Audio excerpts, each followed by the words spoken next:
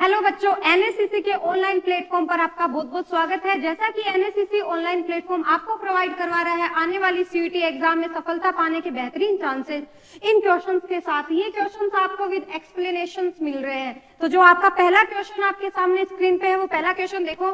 वह तकनीक जिसमें वी जाती है डीएनए, यानी क्या कह रहा है आपको? वह तकनीक यानी वो टेक्नोलॉजी जिसमें वी जातीय डीएनए लक्ष्य कोशिका में जाने के लिए धातु कण की सतह पर अवक्षेपित हो जाता है। The technique in which foreign DNA gets absorbed on the surface of metal particles enter in target cell। तो अपन ने क्या देखा था? आरडीटी टेक्नोलॉजी देखी थी। आरडीटी मीन्स क्या है? Recombinant DNA technology. इसमें अपन ने क्या किया था? जो वांछित जीन थी उसकी मल्टीप्लिकेशन कराई थी, यानी खूब सारी वांछित जीन अपन को मिल गई थी। अब इस वांछित जीन को अपन को टारगेट तक पहुंचाना है। तो टारगेट तक पहुंचाने के लिए कुछ टेक्नोलॉजी होती है जिसकी सहायता से अपन इसको जहां पे अपन को पहुंचाना है, यानी पादप सेल है या फिर एनिमल सेल में, जहां भी इसको ट्रांसफर करवाना है टारगेट में, तो ट्रांसफर करवाने की जो मेथड्स है वो कौन कौन सी है? तो पहला देखो, माइक्रो इंजेक्शन यानी सूक्ष्म अंतक्षेपण। तो इसमें क्या होता है बच्चों? पतली जो आपकी डायमीटर है उसकी एक इंजेक्शन ली जाती है और उस इंजेक्शन की सहायता से जो सेल्स है उसमें क्या कर दिया जाएगा? इंजेक्ट कर दिया जाता है। यानी पहला जो मेथड है वो क्या है? Micro injection. सेकेंड जो है इलेक्ट्रोपोरेशन, यानी सेकंड क्या है? इलेक्ट्रोपोरेशन। यहाँ चार्ज के द्वारा, किसके द्वारा? चार्ज देकर, चार्ज के द्वारा टारगेट तक जीन को पहुंचाया जाता है।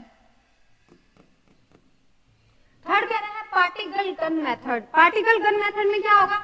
सूक्ष्म ऐसे मेटल की जो गोलियां बनी हुई है, यानी मेटल की क्या बनी हुई है? गोलियां। इन गोलियों के ऊपर आपका जो डीएनए है वो चिपकाया जाएगा और फिर जीन गन के द्वारा पहुंचाया जाता है, जिसको पार्टिकल गन भी कहते हैं। फोर्थ नंबर कह रहे हैं रासायनिक मध्यस्थ जीन स्थानांतरण रासायनिक के द्वारा, यानी by the help of chemicals. By the help of chemical.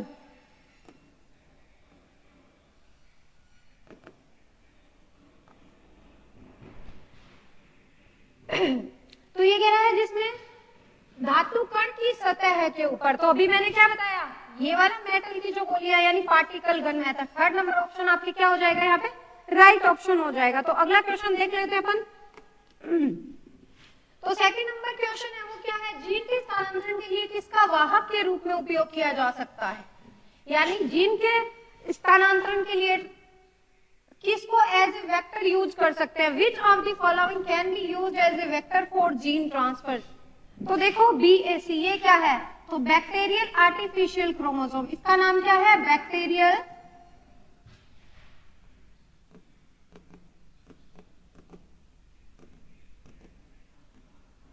Chromosome. Okay, YAC का मतलब है ईस्ट आर्टिफिशियल क्रोमोसोम।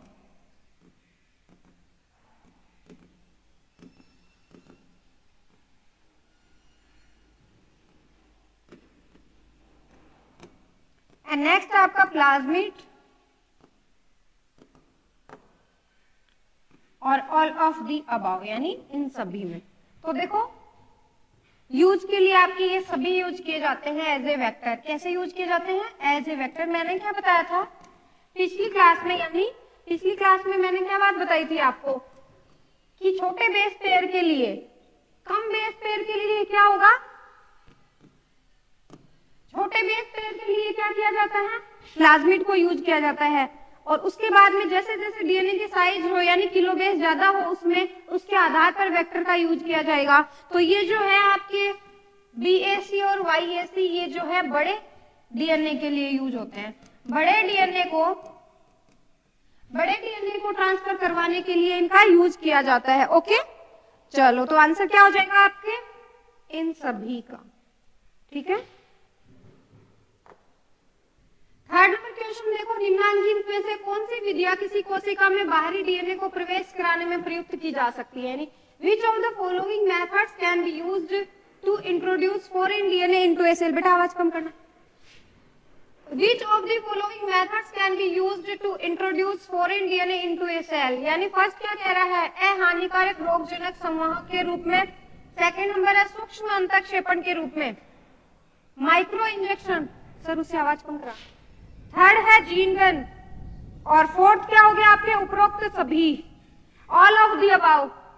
तो देखो क्या कह रहा है, निम्नलिखित में से कौन सी विधियां किसी कोशिका में बाहरी डीएनए को प्रवेश कराने में प्रयुक्त की जा सकती हैं? Which of the following methods can be used to introduce foreign DNA into a cell?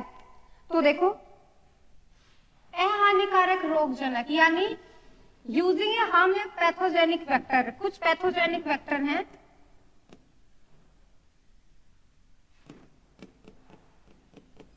इनको भी यूज किया जाता है, ठीक है, डीएनए को प्रवेश कराने के लिए। माइक्रो इंजेक्शन अभी मैंने बताया था, जीन गन मेथड, उपरोक्त सभी, all of the about. Answer आपका क्या हो जाएगा, फोर्थ नंबर आपका यहाँ पे राइट आंसर हो जाएगा। ये सभी मेथड है वो यूज किए जा सकते हैं। अगला क्वेश्चन देख लेते हैं अपन। जीन गन निम्न की सहायता से कोशिकाओं में जीन का प्रवेश कराती है। Gene gun introduce genes into cells with the help of, यानी क्या कह रहा है, जीन गन निम्न की सहायता से कोशिका में जीन का प्रवेश कराती है। तो भी मैंने क्या बताया था, मेटल की गोली बनाई जाती है, जैसे मेटल है ना ये, इसकी ऐसे सर्कुलर छोटी छोटी बॉल लाइक स्ट्रक्चर बना लेंगे।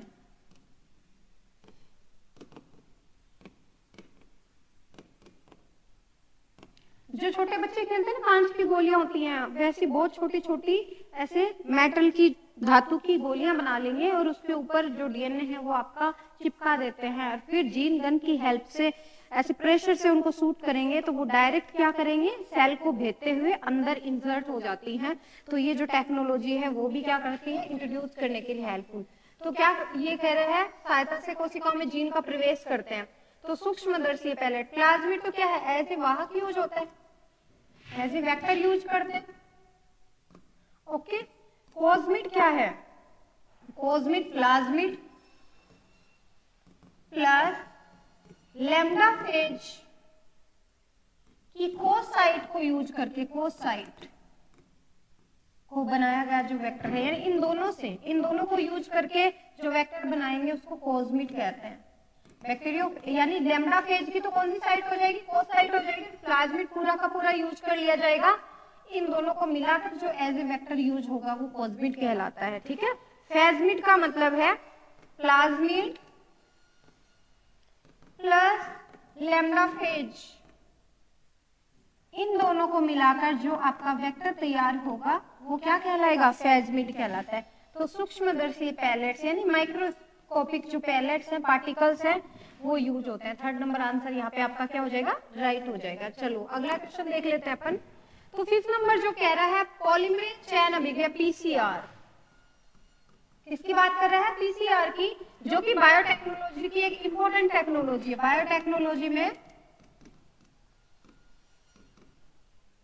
बहुत ही ज्यादा कारगर साबित हुई है, सशक्त तकनीक है। Polymerase chain reaction PCR is a powerful technique for, किसके लिए है, तो जीन उत्परिवर्तन के लिए, जीन म्यूटेशन के लिए सेकंड ऑप्शन कह रहा है, जीन एम्प्लीफिकेशन के लिए। एम्प्लीफिकेशन का मतलब होता है किसी चीज का आवर्धन करना, किसी चीज को बढ़ाना। मान लो कि इतना टुकड़ा है, उसको मैं उसकी लंबाई में क्या कर दूं, वृद्धि कर देती हूँ, तो इसको क्या कहते हैं, आवर्धन करना। डीएनए संश्लेषण का अवरोधन यानी इनहिबिशन ऑफ डीएनए सिंथेसिस, और प्रोटीन संश्लेषण का अवरोधन, इनहिबिशन ऑफ प्रोटीन सिंथेसिस, ठीक है। ये सब चीजें अपन कर लेते हैं। तो देखो पहले अपन देख लेते हैं, कुछ बात कर लेते हैं यहाँ पे पीसीआर की।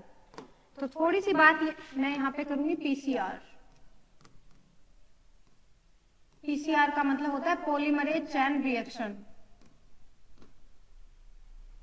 फुल फॉर्म क्या है, पॉलीमरेज चेन रिएक्शन। ओके बच्चों, ठीक है। अब देखो इसके कुछ फैक्ट देखते हैं। 1983 में, कौन से ईयर में, ईयर आपको ध्यान रखना है, 1983 में कैरी मुलस, कौन से साइंटिस्ट हैं, कैरी मुलिस, ये नाम ध्यान रखना आपको। इन्होंने सबसे पहले पीसीआर की क्या की थी, खोज की थी, यानी पीसीआर के बारे में सबसे पहले बताने वाले वैज्ञानिक कौन थे, कैरी मुलिस थे। तो ये थोड़ी सी बात आपको क्या करनी है, यहाँ पे ध्यान रखनी है, ठीक है, कैरी मुलिस। ओके बच्चों, देन देखो पीसीआर में स्टेप कितने होंगे, तो देखो स्टेप कौन कौन से होते हैं। तो जो फर्स्ट स्टेप है उसकी मैं बात करूं तो फर्स्ट होता है यहाँ पे डीनेचुरेशन, डीनेचुरेशन, ठीक है। जो सेकंड स्टेप है आपके वो होगा यहाँ पे एनिलिंग, और जो थर्ड स्टेप होता है ना वो होता है एक्सटेंशन, ये वाला होता है आपके 94 डिग्री सेंटीग्रेड पर। टेम्परेचर आपको ध्यान रखना है। यहाँ पे ये वाला होता है 54 डिग्री सेंटीग्रेड पर, और ये वाला होगा लगभग 72। कितने पे होता है? 72 पे, 2 डिग्री सेंटीग्रेड पे होता है। ठीक है, तो ये तीन इसकी क्या है, तीन प्रोसेस में ये पीसीआर कंप्लीट होता है। फर्स्ट आपके डीनेचुरेशन। पीसीआर देखो मुख्यतः होता क्या है, पीसीआर को क्यों यूज करते हैं? अगर छोटा सा टुकड़ा मुझे डीएनए का मिल गया है, छोटा सा जीन का पार्ट मुझे मिल गया है, उसको मैं आवर्धित करके, मान लो कि रिसर्च करनी है मुझे और थोड़ा सा सैंपल है मेरे पास, तो उसको बढ़ा के मैं रिसर्च को क्या कर सकती हूँ, आसान कर सकती हूँ। तो इस तरह से छोटे से डीएनए को बढ़ाकर उसका आवर्धन किया जा सकता है by the technology of PCR, polymerase chain reaction. नाम इसका देखो पॉलीमरेज चेन रिएक्शन है। ठीक है, तो इसके अंतर्गत जो है वो है, पहला है डीनेचुरेशन, सेकंड है एनेलिंग, और थर्ड नंबर आपके एक्सटेंशन। इसमें क्या करेंगे, जो डीएनए है उसका पहले डीनेचुरेशन किया जाता है, उसके बाद में एनेलिंग की, यानी वहां पे क्या जुड़ेगा, टैग पॉलीमरेज एंजाइम। कौन सा एंजाइम? Tag polymerase. यहाँ पे जो एंजाइम काम में आता है पॉलीमरेज, यहाँ आपको ध्यान रखना है, यहाँ पे थर्मस एक्वेटिकस से निकाला जाता एक एंजाइम है, टैग पॉलीमरेज बोलते हैं। ये किससे निकलता है? थर्मस एक्वेटिकस बैक्टीरिया से। थर्मस एक्वेटिकस बैक्टीरिया से जो एंजाइम निकाला जाएगा वो क्या है? टैग पॉलीमरेज है। ये यहाँ पे यूज होता है। तो यहाँ एनिलिंग की प्रोसेस में ये टैग पॉलीमरेज है, और इससे जो है आपके प्राइमर ले लिया जाएगा, डीएनए का छोटा सा टुकड़ा होगा वो एज ए प्राइमर यूज होगा, और टैग पॉलीमरेज की उपस्थिति में वो आगे वृद्धि करके आवर्धन करते हैं। नेक्स्ट जो एक्सटेंशन है उसमें आवर्धन की प्रोसेस होती है, यानी उसमें आवर्धन होगा, डीएनए का एम्प्लीफिकेशन होगा। क्या होगा? एम्प्लीफिकेशन होगा। इस तरह से पीसीआर टेक्नोलॉजी होती है। तो देखो बेसिकली इसका उद्देश्य क्या है, तो सेकंड नंबर ऑप्शन आपके बिल्कुल राइट जा रहा है, जीन आवर्धन, जीन एम्प्लीफिकेशन। क्या हो जाएगा यहाँ पे? जीन एम्प्लीफिकेशन आपके राइट आंसर हो जाएगा। तो अपन सेकंड नंबर के साथ में जाएंगे, second number answer is right. 6 देखो, एक बायोरिएक्टर यानी जैव किण्वन संबंधित होता है। ए बायोरिएक्टर इज रिलेटेड टू, तो बच्चों देखो मान लो कि मैंने जो वांछित जीन थी उसकी खूब सारी कॉपियां तैयार कर ली, अब मेरे को उससे उत्पाद प्राप्त करना है। या तो मैं क्या करूंगी, उससे उत्पाद प्राप्त करूंगी, या मैं वो जीन है उसको क्या करूंगी, किसी प्लांट सेल में या किसी एनिमल सेल में ट्रांसफर करने का काम करूंगी, या फिर उससे प्रोटीन बनाएंगे लैब में, तो प्रोटीन बनाएंगे, इसका मतलब क्या है, उत्पाद बनाएंगे उससे।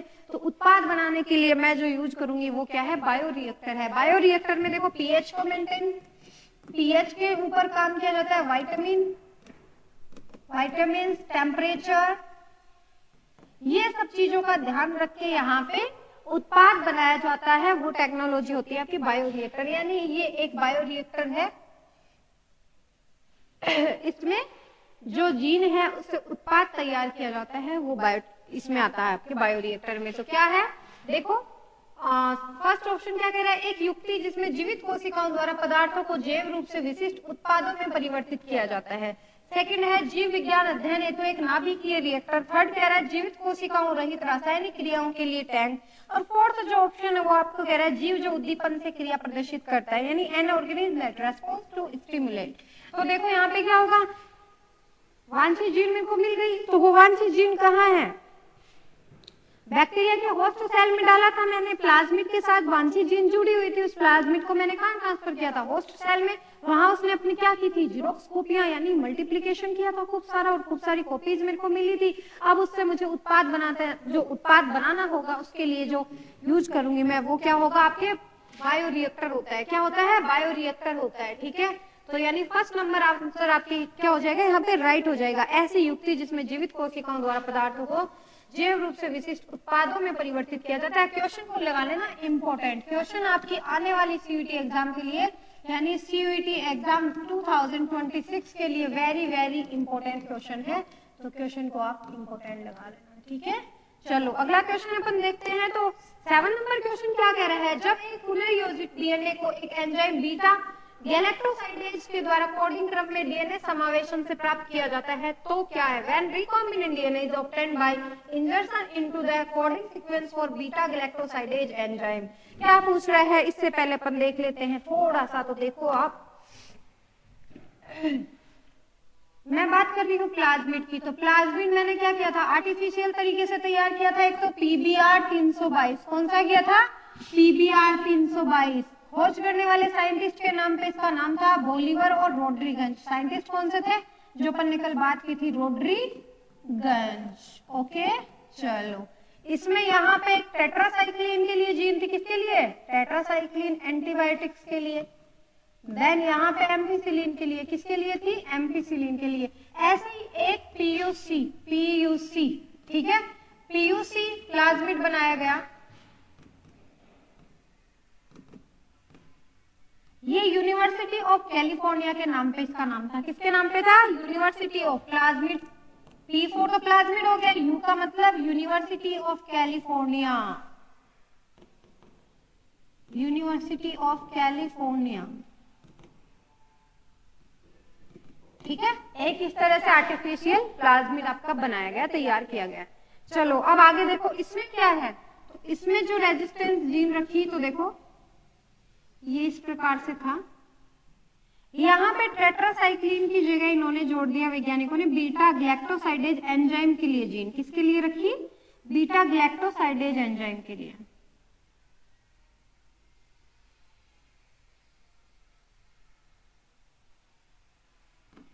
बीटा यानी GAL जीन रख दिया हमने।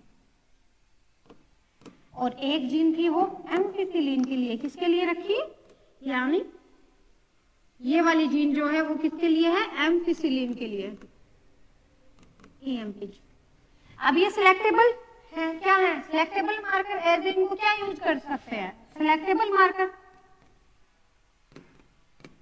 सिलेक्टेबल मार्कर का मतलब कल मैंने बताया था, अगर इसको हटा के यहाँ पे वांछित जीन जोड़ दूंगी तो अब ये है बीटा ग्लैक्टोसाइडेज एंजाइम यहाँ से स्रावित नहीं होगा, यानी ये जो जीन है वो इनएक्टिव हो जाएगी, क्योंकि इसको तो कट कर दिया। इसको कट करके यहाँ पे मैंने वांछित जीन जोड़ दी है।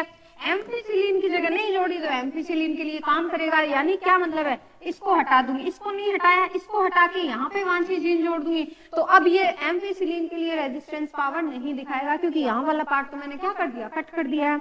देन ये सिलेक्टेबल मार्कर होते हैं। अब क्या होगा? तो ये किसके लिए होता है? ये beta galactosidase enzyme. Beta galactosidase enzyme का क्या करता है?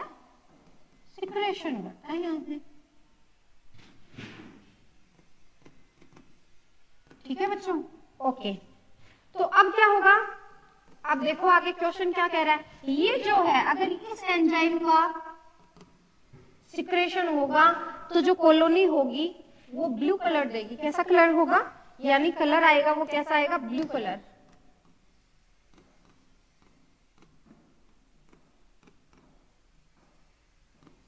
ठीक है बच्चों? यानी जिस प्लाज्मिड में बीटा ग्लैक्टोसाइडेज के लिए जीन होगी, जब उनका संवर्धन करवाएंगे बच्चों तो जो कलर आएगा वो ब्लू कलर आएगा। यानी कॉलोनी का संवर्धन होगा तो जो कलर आएगा वो कैसा आएगा? ब्लू कलर आएगा। इस चीज को आपको ध्यान रखना है। अब मुझे एक बात बताओ, एज ए मैं सेलेक्टेबल मार्कर इन्हें यूज करती हूँ तो क्या होगा? अगर मैंने बीटा ग्लैक्टोसाइडेज वाली जीन को हटा दिया है तो देन ब्लू कलर नहीं आएगा। इसका मतलब मैंने वहां पे उसको हटा के रेस्ट्रिक्शन एंडोन्यूक्लियस से क्रिया करवाई, उसको वहां से कट कर दिया और वांछित जीन को वहां पे ऐड कर दिया। इसका मतलब मैंने वो वाली जीन तो वहां से हटा दी तो ब्लू कलर की कॉलोनी नहीं आएगी। इसका मतलब ये रिकॉम्बिनेंट हो चुका है। कैसा हो चुका है? रिकॉम्बिनेंट हो चुका है। और अगर मैंने वहां नहीं हटाया, एम्फिसिलिन वाली जगह पे हटा दिया तो ये एम्फिसिलिन के लिए रेजिस्टेंस नहीं दर्शाएगा लेकिन ब्लू कलर आएगा। दैट मीन्स इसमें अभी भी कौन सी जीन है? बीटा ग्लैक्टोसाइडेज एंजाइम के लिए जीन है। तो इस तरह से पता चल जाए कि रिकॉम्बिनेशन हुआ है कि नहीं हुआ है। इस चीज को अच्छे से करने के लिए पता क्या करेंगे अपन? सेलेक्टेबल मार्कर का यूज करते हैं। तो वो जो आर्टिफिशियल प्लाज्मिड बनाए जाते हैं उसमें इस तरह से जीन इंक्लूड की जाती है बीटा ग्लैक्टोसाइडेज के लिए। अब अपन अपना क्वेश्चन देखते हैं, क्वेश्चन क्या कहता है। तो चलो क्वेश्चन, हाँ तो अपना ये क्वेश्चन है, देखो, जब एक पुनर्योजी डीएनए को एक एंजाइम बीटा गैलेक्टोसाइडेज के कोडिंग क्रम में डीएनए समावेशन से प्राप्त किया जाता है तो यानी क्या कह रहे हैं यहाँ पे? ये जो बीटा गैलेक्टोसाइडेज ये वाली जो जीन है आपकी, यानी ये जीन ये किसको करती है? बीटा गैलेक्टोसाइडेज को। इस जीन को मैं क्या कर दूं? रिमूव कर दूंगी। तो यानी जो ब्लू कलर है वो नहीं आएगा, ब्लू कलर शो नहीं होगा। ठीक है, तो यानी देखो यहाँ पे इसके परिणाम स्वरूप एंजाइम कूट लेखित जीन का निष्क्रियीकरण हो जाता है, यानी ये जो बीटा गैलेक्टोसाइडेज जीन है इसका क्या हो जाएगा, निष्क्रियीकरण, निष्क्रियीकरण। ठीक है, रिमूव हो जाएगी, यहाँ पे जीन इनएक्टिवेटेड हो जाती है, क्या हो जाएगी, इनएक्टिवेटेड। दूसरा कह रहा है इसे निवेशी निष्क्रियकरण भी कहा जाता है, यानी इंजर्शन इनएक्टिवेशन। जब इस जीन को बीटा गैलेक्टोसाइडेज जीन है इसको रिमूव कर देंगे, इसको निष्क्रियकरण भी कहा जाता है, क्या कहा जाता है, निष्क्रियकरण, यानी ये बात भी ठीक है। Colony does not produce colour in presence of substrate, यानी संसर्गिका की उपस्थिति में कॉलोनी कोई रंग नहीं बनाएगी। तो अगर इस जीन को मैंने, तो बीटा गैलेक्टोसाइडेज एंजाइम ही नहीं निर्मित होगा, यानी इस जीन को क्या कर दिया, रिमूव कर दिया, तो बीटा गैलेक्टोसाइडेज नहीं बनेगा, नहीं बनेगा तो ब्लू कलर नहीं आएगा, कलर नहीं आएगा। इसका मतलब ये वाली बात ठीक है, तो उपरोक्त सभी आंसर क्या हो जाएगा इसका, उपरोक्त सभी। अगला क्वेश्चन देख लेते हैं। 8 नंबर क्वेश्चन कह रहा है एक जीवाणु संवर्धन में आनुवंशिक रूपांतरित प्लाज्मिड की उपस्थिति सामान्यतः निर्धारित की जाती है, यानी the presence of genetically transformed plasmid in A bacterial culture is generally determined by. क्या कह रहा है, एक जीवाणु संवर्धन में आनुवंशिक रूपांतरित प्लाज्मिड की उपस्थिति सामान्यतः किसके द्वारा निर्धारित की जाती है। पीसीआर का नाम क्या है, full form polymerase chain reaction, अभी अभी अपन ने किया था, पॉलीमरेज चैन रिएक्शन बहुत इंपॉर्टेंट है बायोटेक्नोलॉजी में, क्वेश्चन बहुत बारी पूछा जाता है। प्रतिजैविक की उपस्थिति में वृद्धि, यानी प्रतिजैविक कौन कौन सी प्लाज्मिड में बने, टेट्रासाइक्लिन के लिए है और किसके लिए, एम्पिसिलिन के लिए, बेसिकली कैनामाइसिन के लिए, इनके लिए भी अपन दो की बात करते हैं जनरली। प्रतिबंधी एंजाइम पाचन यानी रेस्ट्रिक्शन एंजाइम डाइजेशन, और जेल विद्युत का संचरण। जेल इलेक्ट्रोफोरेसिस क्या होता है, थोड़ा सा देख लो, जेल इलेक्ट्रोफोरेसिस क्या होता है, व्हाट इज जेल इलेक्ट्रोफोरेसिस।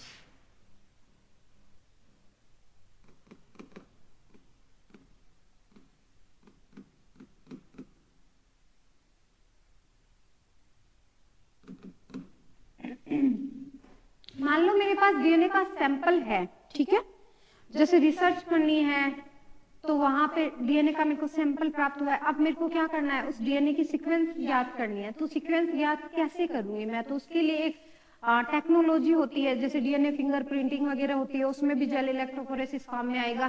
तो देखो क्या होता है, सबसे पहले मान लो कि मेरे पास डीएनए का सैंपल मिला है इस तरह से, ये सैंपल है 5 days to 3 days, ये सैंपल है। अब मैं क्या करूंगी, सबसे पहले इसकी रेस्ट्रिक्शन एंजाइम से प्रोसेस कराऊंगी, किससे कराऊंगी, रेस्ट्रिक्शन एंजाइम से।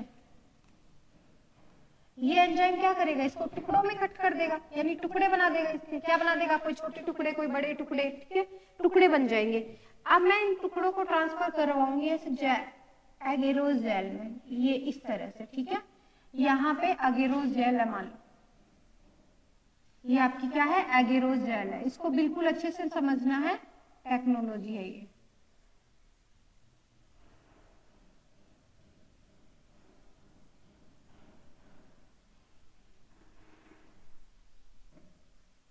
ठीक है, यहाँ मैं इसमें चार्ज जोड़े रखूंगी, यानी ये मान लो कि प्लस है बैटरी से,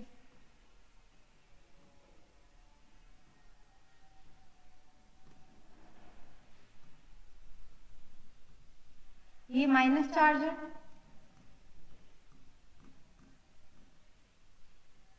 इस तरह से मैं क्या कर दूंगी, जोड़े रखूंगी इसको।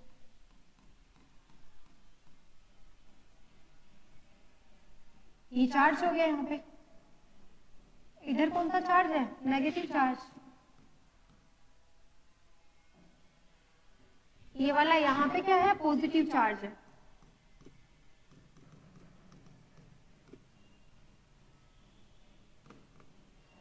ठीक है, यहाँ इस तरह से मैंने, ये देखो ऐसे जैसे अपना कॉम्ब नहीं होता क्या, इस तरह से इसमें गड्ढे से होता है, ऐसे इस तरह से, ये इस तरह से कॉम्ब,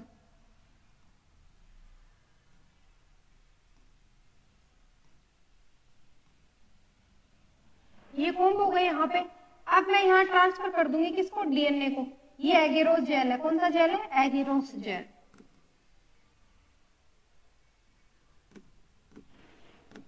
चार्ज है। अब देखो डीएनए चार्ज में कैसा होता है, बताओ मुझे, डीएनए चार्ज वाइज कैसा होगा? चार्ज वाइज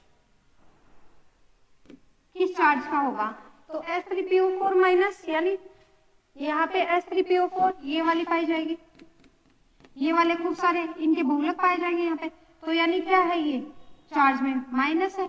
तो डीएनए इनकी वजह से, फॉस्फोरिक एसिड की वजह से कैसा होगा? फॉस्फोरिक एसिड की वजह से चार्ज में कैसा होगा?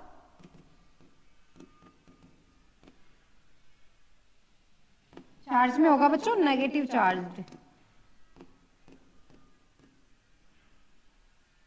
तो नेगेटिव चार्ज है तो तुम लोग खुद बताओ किसकी तरफ जाएगा?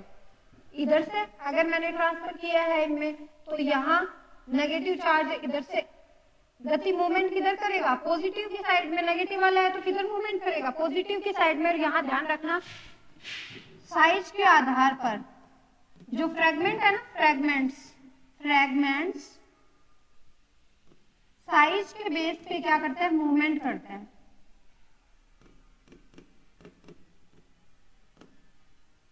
मूवमेंट करता है।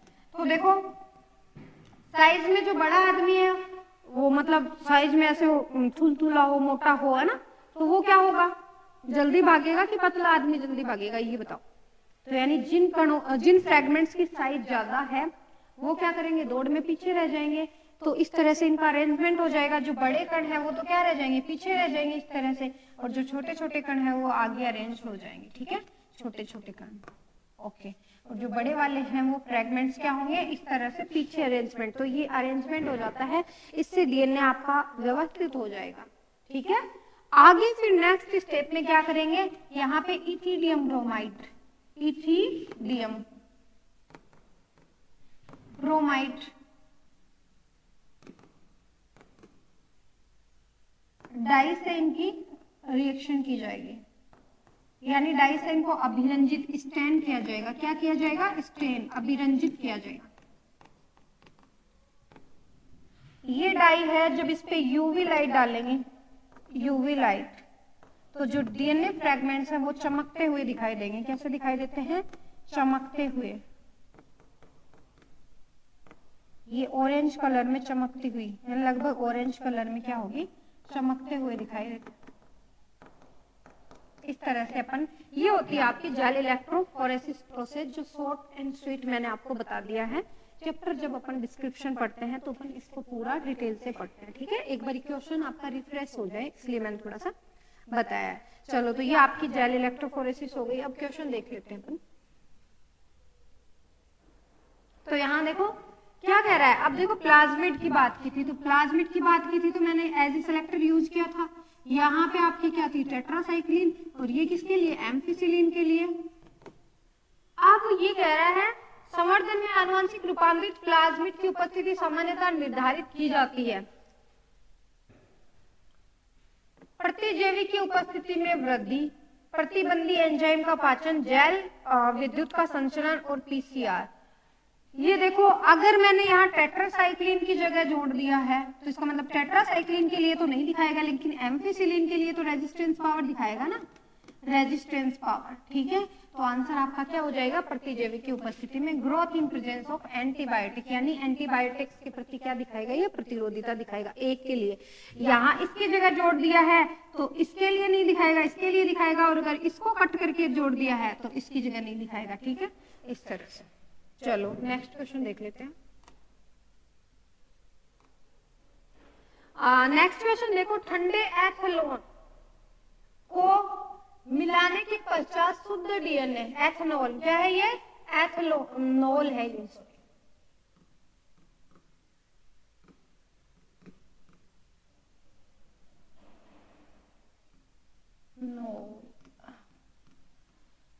ओके। मिलाने के पश्चात शुद्ध डीएनए अवक्षेपित हो जाता है। यह निलंबन में चित्र में प्रदर्शित पतले धागों के समूह के रूप में दिखाई देता है। यह संबंधित होता है, यानी after adding cold ethanol pure DNA precipitates and appears as thin thread-like structure in a suspension that related to ethanol में जो है आपकी डीएनए के ऐसे थ्रेड लाइक स्ट्रक्चर दिखाई देगी, यानी धागे समान छोटे छोटे टुकड़े ऐसे इसमें इस तरह से ये वाली जो संरचना आपको दिखाई देगी। ये देखो इनमें ये दिख रहे हैं क्या, ये धागे, ये डीएनए के धागे हैं। किसके धागे हैं? डीएनए के धागे। तो ये जो प्रोसेस जो होती क्या कहलाएगी? डीएनए स्पूलिंग कहलाती है। क्या कहलाती है? तो ये नाम ध्यान रखना आपको। अगर इस तरह एथेनॉल में अपन डीएनए डाले तो वो अवक शेप ऐसे धागे थ्रेड लाइक स्ट्रक्चर छोटी छोटी दिखाई दे उसमें। जैसे मैं आपको इसका एग्जांपल दूं, सेवइयों की जो खीर होती है ना, तो जैसे सेवइयां नहीं कि पतली पतली धागे समान, वैसे इस तरीके से तो ये डीएनए स्पूलिंग हो जाएगा आपके। डीएनए पाचन का कोई वो रोल नहीं है, ये रेस्ट्रिक्शन है। डीएनए पहचान, आइडेंटिफिकेशन, डीएनए, तो आंसर क्या हो जाएगा? DNA spooling. क्वेश्चन इंपोर्टेंट लगा लेना एक्सपेक्टेड क्वेश्चन में। ओके, चलते हैं नेक्स्ट क्वेश्चन की तरफ। तो अगला क्वेश्चन क्या कह रहा है? एगेरोजेल विद्युत कण का संचालन में, अभी अभी अपन ने पूरी प्रोसेस की है। इन एगेरोजेल इलेक्ट्रोफोरेसिस डीएनए ऋणात्मक इलेक्ट्रोड की तरफ गति करता है। डीएनए तो खुद ऋणात्मक है, कैसा है? तो किधर गति करेगा? बताओ, ये वाली बात गलत हो गई। किसकी तरफ? धनात्मक की तरफ करेगा, क्योंकि खुद बेचारा क्या है? ऋणात्मक है। तो किधर जाएगा? जिस चीज की कमी है उधर ही तो जाएगा, धनात्मक की तरफ जाएगा। ठीक है, पैसे कम है तो पैसों की तरफ भागते ना अपन। तो ये देखो, यानी वो वाली बात हो गई। धनात्मक कमाने के लिए हर कोई क्यों जाता है? पैसों के लिए जाता है। तो इसके पास क्या है ऑलरेडी? ऋणात्मक, तो ये किधर जाएगा? धनात्मक। चलो अगला क्या है? अति कुंडलित प्लाज्मिड अपने कटे हुए स्वरूप से धीमी गति करता है। Super coil plasmid move slower than cut form. Third क्या है? बड़े अणु छोटे अणुओं की तुलना में तेज गति करते हैं। बात सही है क्या? बड़े अणु छोटे तेज थोड़ी करते हैं। अरे मोटा आदमी जल्दी भागेगा कि पतला? तो बड़े तो पीछे रह जाएंगे, यानी क्या हो गया? अगला देखो, कटे, ये सारे ऑप्शन आपके क्या है यहाँ पे? देखो सेकंड नंबर, अति कुंडलित प्लाज्मिड अपने कटे हुए स्वरूप से धीमी गति करता है, बिल्कुल गलत है। इथिडियम ब्रोमाइड को यूवी प्रकाश में डीएनए देखने हेतु उपयोग में ले सकते हैं। अभी अभी ये बात बताई है मैंने ना, डाई यूज करते हैं अभिरंजन के लिए इथिडियम ब्रोमाइड। जो यूवी रेडिएशन डालेंगे तो जो डीएनए है वो आराम से दिखाई देता है, यानी फोर्थ नंबर आंसर क्या हो जाएगा? राइट हो जाएगा। ओके बच्चों, थैंक यू सो मच।